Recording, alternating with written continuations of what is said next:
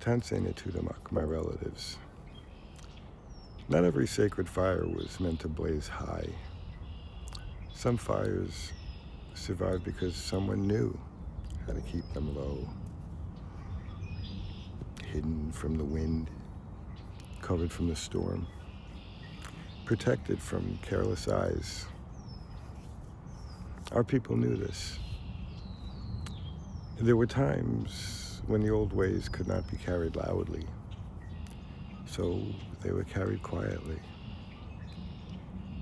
in songs hummed under the breath, in medicine tucked away, in stories told gently when the children were almost sleeping, in grandmothers who remembered without writing it down, in grandfathers who said little but watched everything. That is why we are still here.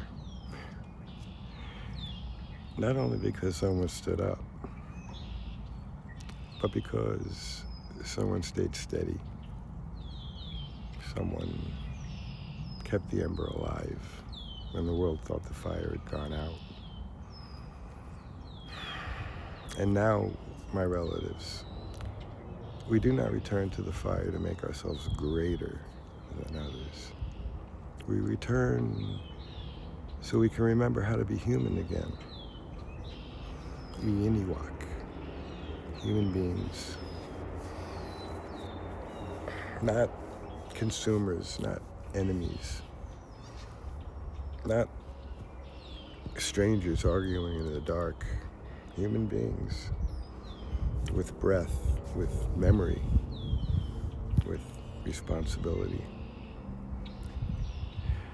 And the eighth fire is not only about prophecy, it's about practice. How do we speak when the world is burning? How do we listen when everyone wants to shout? How do we carry truth without turning it into a weapon? The old ones knew. Keep the fire low enough that people can come close. Warm enough that the frozen parts of us begin to soften. Clear enough that even in the darkness, someone can find their way home. Maskwa. That is the work now. Not to impress the world, but to tend the ember, to protect what is sacred,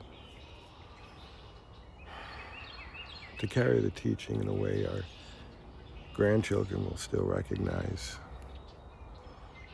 The eighth fire is still burning, and some of its strongest flames are the ones you can barely see. Ekosi, walk gently.